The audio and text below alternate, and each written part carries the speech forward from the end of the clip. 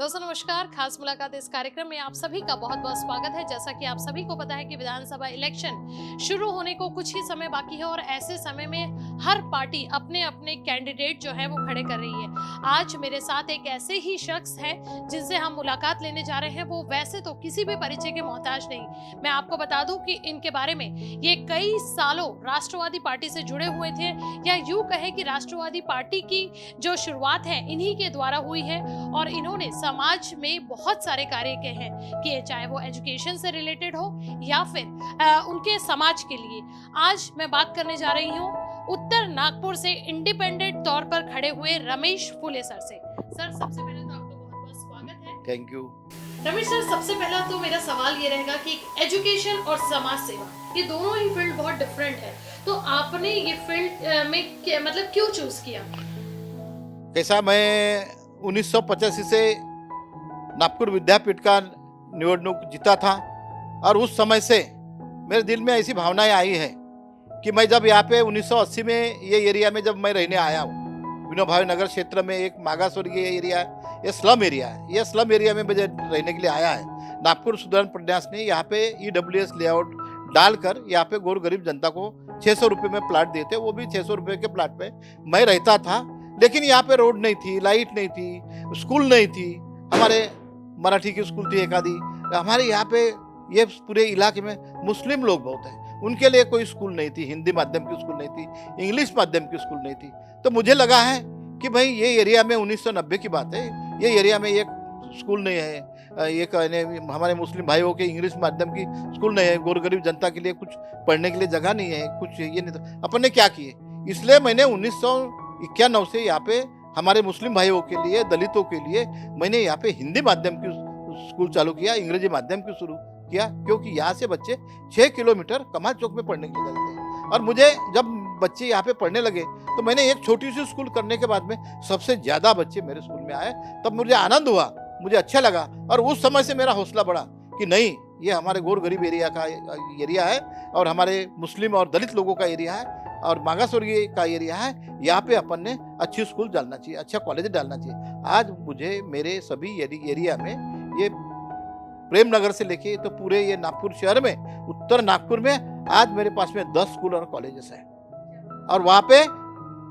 5000 बच्चे पढ़ते हैं और 700-800 लोग मेरे पास में आज कर्मचारी है, क्योंकि ये लोगों का मेरे ऊपर में प्यार है, क्योंकि मैं करते जा रहा हूँ और करते करते करते करते मुझे एक प्राधान्य मिला, मेरा हौसला बढ़ते जा रहा हूँ। और मैं कोई काम नहीं कर रहा हूँ, मैं लोगों की समाज सेवा करता हूँ, लोगों के झोपड़पट्टी में जाता हूँ, झोपड़पट्टी में जाता है वहाँ का विकास करता हूँ। यहाँ पे उत्तर नागपुर में जब बाढ़ आई 1995 में, तो पूरा आधा उत्तर नागपुर बाढ़ में बह के गया था। तो उस समय में मैंने ये पूरे उत्तर नागपुर का मोर्चा निकाला था और मोर्चा निकाला था सभी एरिया का। उस समय दत्ता मेघे साथ थे खासदार, तो उस समय में उनको किचन में घुमाया, वो साथ में आए। अभी सभी लोगों को कलेक्टर ऑफिस से उनको योगदान मिला, उनको प्राधान्य मिला, कुछ लोगों के झोपड़े बना के दिए और उस समय से मेरा और हौसला बढ़ा और मैं ज़्यादा करके सक्रिय हुआ और मैं राजकारण में आ गया। कहते हैं समाज सेवा की भावना लेकर लोग राजनीति में आते हैं, लेकिन मैं रमेश फुले सर के बारे में कहना चाहूँगी कि दुनिया में सबसे बड़ी ज़रूरत आज के समय में जो है वो है बेसिक एजुकेशन। जो बच्चों का एजुकेशन है उन चीज़ को उन्होंने प्रायोरिटी दी और आज एक छोटी सी शुरुआत उनकी इतनी बड़ी कामयाबी बन गई है कि 10 स्कूलों के जो हैं वो संचालन करते हैं, 10 स्कूलों को। और कहीं ना कहीं मुझे भी ऐसा लगता है कि समाज सेवा की भावना उन्हें राजनीति में लेकर आई है। सर एक सवाल मेरा रहेगा कि राष्ट्रवादी पार्टी में आप इतने साल आपने एज अ कार्यकर्ता बोले या फिर एज अ लीडर बोले बहुत अच्छा वर्क रहा है, लेकिन ऐसी क्या वजह हुई कि इस विधानसभा इलेक्शन में आपको वहां से टिकट ना देते हुए आप इंडिपेंडेंट जो है चुनाव लड़ रहे हैं? राष्ट्रवादी कांग्रेस पार्टी में 1999 से मैं काम कर रहा हूँ। उत्तर नागपुर में नहीं तो नागपुर शहर में राष्ट्रवादी का कोई काम नहीं था, कोई पक्ष नहीं था, लेकिन मैंने राष्ट्रवादी कांग्रेस पार्टी का काम किया। उत्तर नागपुर में ये आरपीआई का गढ़ है, आरपीआई का गढ़ रहने के बाद में भी मैंने उत्तर नागपुर में राष्ट्रवादी कांग्रेस की जड़ें मजबूत की, राष्ट्रवादी कांग्रेस को बढ़ाया। और यहाँ पे मुझे शरद पवार साहब ने, यहाँ पे मैं जब काम कर रहा हूँ, जब नेतृत्व करने की जब बारी आई, तो मेरे को काम नहीं देते हुए मेरे को नेतृत्व करने के लिए मजबूर करके मुझे इधर में अपक्ष लड़ना पड़ रहा। मुझे टिकट काटे और मुझे 2 बार टिकट काटे, 2 बार मांगा, जब मैं यहाँ पे रात दिन काम कर रहा हूँ और रात दिन काम करने के बाद में मुझे मेरे काम की अगर पावती नहीं मिल रही है तो मैंने राष्ट्रवादी कांग्रेस पार्टी का त्याग करके आज मैं अपेक्षा खड़ा हूँ। सर, आज आप पक्ष से खड़े तो जरूर हैं, लेकिन एक चीज और देखने को मिल रही है कि उत्तर नागपुर में लोगों का बहुत आपको सपोर्ट मिल रहा है, न सिर्फ आपके समाज के बल्कि अगर हम बात करें तो हिंदू मुस्लिम सभी धर्म के लोग जो हैं आपके वर्क को अप्रिशिएट कर रहे हैं। तो क्या वजह है, जब जैसे कहते हैं कि व्यक्ति आम से खास बन जाता है तो बहुत सारे चेंजेस आते हैं, लेकिन आज भी आप डाउन टू अर्थ हैं? बात ऐसी है कि मैं कोई अपेक्षा नहीं करते हुए उत्तर नागपुर का जो मैंने काम किया हूँ निस्वार्थ भाव से काम किया। आज मैं वेल नोन इसलिए हूँ कि मैं लोगों के लिए झटता हूँ, लोगों के भलाई के लिए झटता हूँ, लोगों के रोजगार के लिए झटता हूँ। आज मेरे पास में 3-4 हजार लोग मेरे पास में खुद के यानी मेरे इंस्टीट्यूशन में आज 3 से 4 हजार लोग काम कर रहे हैं। जब उत्तर नागपुर में ऐसी कुछ बात आई है, डॉक्टर बाबा साहब आम्बेडकर ये उत्तर नागपुर का गढ़ है। जब डॉक्टर बाबा साहब आम्बेडकर ने 1956 में जब दीक्षा दी तो उत्तर नागपुर के ये लश्करी बाग आवड़े चौक से उन्होंने अपना मोर्चा निकाले थे। बाबा साहब आम्बेडकर का लश्करी बाग आवड़े चौक में भव्य स्वागत हुआ था।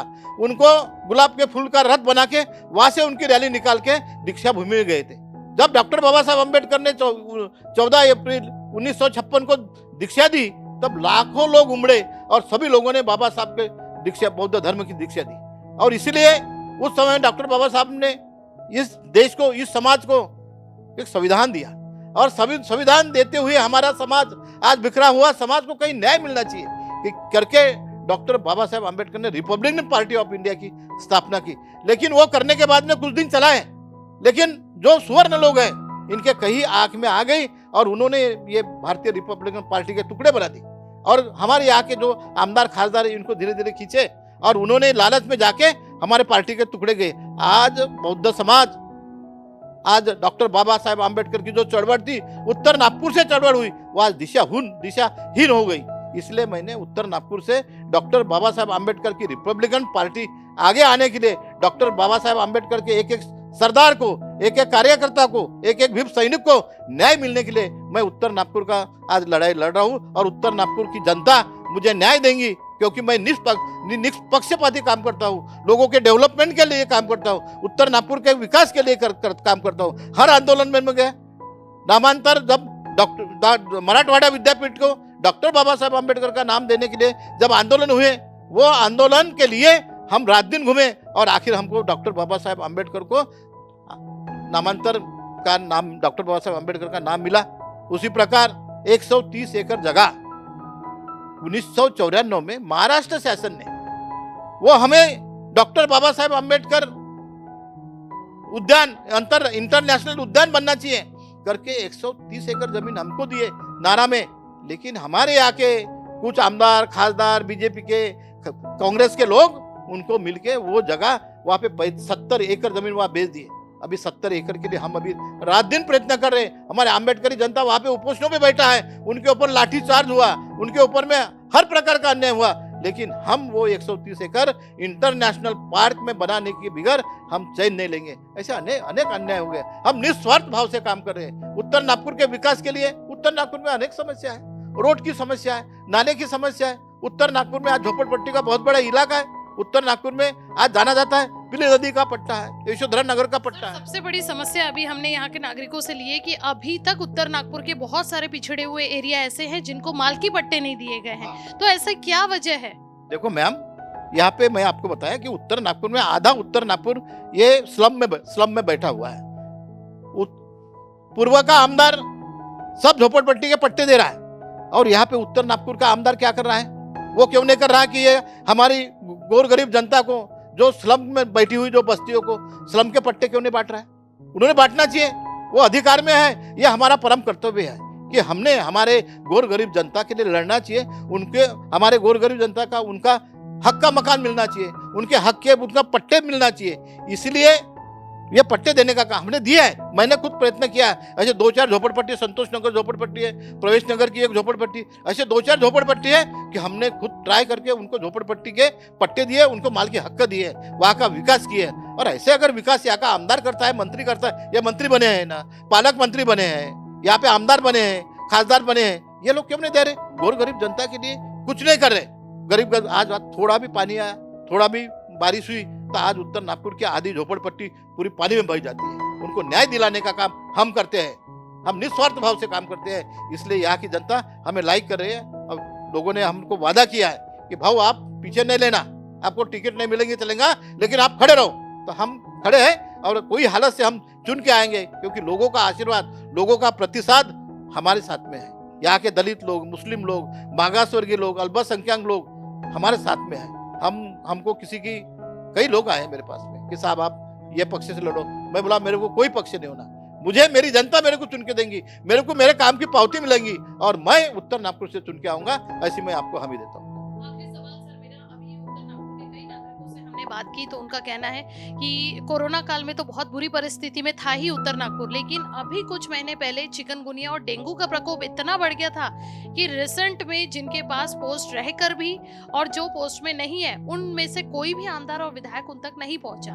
तो ऐसा क्यों होता है कि एक बार जब कैंडिडेट चुन लिया जाता है तो 5 साल तक अपना चेहरा पब्लिक को नहीं दिखाता? उत्तर नागपुर में जब कोरोना काल हुआ, हमारे सुफियान भाई भी है, हमारे ऐसी पूरी हमारे स्कूल के भी लोग थे, ऐसी बहुत सारे लोग, हमने कंटिन्यू 2 साल तक कोरोना काल में हमने लोगों को पैसा मांगे, दान मांगे और लोगों को ऐसे कोरोना काल में उनके घर घर में पहुंचा दिए, लोगों की सेवा की है। अभी चिकनगुनिया का काम जो ये आया दिन, उस समय भी हमने पूरे लोगों में उनको फ्री में इलाज कराए और प्राइवेट हॉस्पिटल में जाने के बाद में हमने खुद जाके वो हॉस्पिटल के ऊपर में बोले कि भाई इनका इलाज करो, गोर गरीब जनता की सेवा की, वो अच्छे किए और आज जनता हमारा नाम ले रही कि सही में ये इंसान ने काम किया है। हम हमारे गोर गरीब लोगों को न्याय मिलने के, हम ब्लड डोनेशन का काम करते हैं, लोगों को फ्री में हम ब्लड बांटते हैं कि हमारा पदाधिकारी, हमारी जनता कहीं ब्लड के लिए नहीं घूमे, कहीं भूखा नहीं रहे।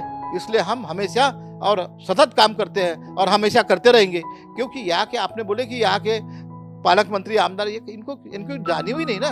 गरीब लोगों की अगर जानी रही तो वो उठेगा। और ये आज गरीब लोग आज भूखे से तड़प रहे थे, बीमारी से तड़प रहे थे, कोरोना से तड़प रहे थे, या कोई आदमी नहीं। लेकिन हमारी जो संगठन है, रमेश फुले की संगठन है, पूरे उत्तर नागपुर में काम करके उनको, हमारे जो गोर गरीब जनता को हमने अच्छे किए, उनको मदद किए और मदद करने का काम हमेशा करते रहेंगे और आगे भी करेंगे, ऐसा मैं बता रहा हूँ। सर आपको अभी उम्मीदवारी मिल जाती है उत्तर नागपुर से, तो बहुत सारे चेंजेस जो हैं आपने बताया कि आपने सारी चीज़ें से आप वाकिफ़ है, भली बात है कि उत्तर नागपुर के लोग क्या चाहते हैं, क्या चीज़ का उनका यहाँ पर विकास नहीं हुआ है, तो वो सारी चीज़ें आप पूरी करेंगे। मेरे दिल में ऐसी भावनाएं हैं कि मेरे उत्तर नागपुर की जनता, विशेष करके झोपड़पट्टी में रहने वाले हमारी जनता को अच्छा मकान मिले, अच्छा रोड मिले, वहाँ पे नल की लाइन हो, जो कारपोरेशन का टैक्स है वो फ्री ऑफ चार्ज कारपोरेशन का टैक्स मिले और हर घर में टैक्स लगे। हमारे उत्तर नागपुर के आज झोपड़पट्टी की एजुकेशन की स्थिति नागपुर नगर महानगर पालिका की बहुत बुरी है। उन्होंने एक छोटे से एक मकान में नागपुर महानगर पालिका ने ऐसे छोटा सा एक रूम लेके वहाँ पे हॉस्पिटल खोल रहे, एक छोटा सा रूम लेके ऐसे 4-5 नागपुर महानगर पालिका की स्कूल खोले, जाके ऊपर से पानी टपकता है। ऐसी स्थिति है। ये लोगों ने कैसा है, भारतीय जनता पार्टी ने, ये कांग्रेस वाले ने पूरा कारपोरेशन को और पूरा ये अपने महाराष्ट्र शासन को पूरा खोखला कर दिया और पूरा अपने घसे में डाल दिया। पूरा भ्रष्टाचार कर रहे हैं ये लोग, इनका कोई वजह नहीं है। आज गोर गरीब जनता बोलेंगे ना तो आज बहुत परेशान है, हर चीज से परेशान है, क्योंकि इनको कोई जो उपलब्धियां होना, जो इनको सुविधा होना, सुविधा मिल ही नहीं रही। इसलिए यहाँ के आमदार है, खासदार है, ये कोई काम के नहीं है। सिर्फ ये 4 साल तो बीमार रहते मैडम, ये हॉस्पिटल में एडमिट रहते और इलेक्शन समय में सामने आते कि हमको ये मत दो करके। अरे ये कोई लोक प्रतिनिधि का कर्तव्य है? और लोक प्रतिनिधि ने तो साला बिल्कुल तड़ाके के साथ काम करना चाहिए, गोर गरीब का काम करना चाहिए, लोगों के बस्ती में जाना चाहिए, घूमना चाहिए, वहाँ का विकास देखना चाहिए, हर इंसान की, हर वार्ड की समस्या देखना चाहिए कि यहाँ पे क्या विकास है। क्या पूर्व नागपुर का विकास नहीं हुआ? दक्षिण नागपुर का विकास नहीं हुआ? पश्चिम नागपुर का विकास नहीं हुआ? वहाँ पे तो बिल्कुल चमन हो गया। और उत्तर नागपुर में क्या फंड नहीं मिल रहा? यहाँ का आमदार क्यों लोक प्रतिनिधि निधि नहीं है? और यह सब होना चाहिए ना, उत्तर का विकास होना चाहिए, और उसके लिए हम सक्षम है, रमेश फुले सक्षम है, हमारी संगठन सक्षम है। अगर ये सक्षम होने के लिए और उत्तर नागपुर का चमन बनाने के लिए मैडम हम खड़े हैं।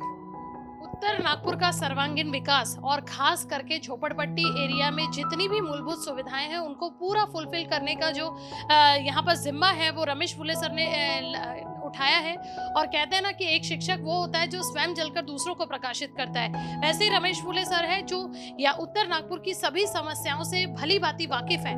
और अगर उम्मीदवारी तो मिल चुकी है इन्हें इंडिपेंडेंट के तौर पे, और अगर उत्तर नागपुर से विधायक के पद पर हमारे रमेश फुले सर आते हैं तो उत्तर नागपुर का निश्चित रूप से ही विकास होगा। जितनी भी समस्याएं इस क्षेत्र में है, इस एरिया में है, अभी तक रोड लाइन, जैसा कि सर ने एक बहुत अच्छी पॉइंट कहा, जो चीज हम भी देखते हैं कि आज हर क्षेत्र का विकास हो चुका है, चाहे वो पूर्व हो, दक्षिण हो या मध्य हो, लेकिन उत्तर नागपुर आज भी पिछड़ा हुआ एरिया माना जाता है। तो ऐसा क्यों?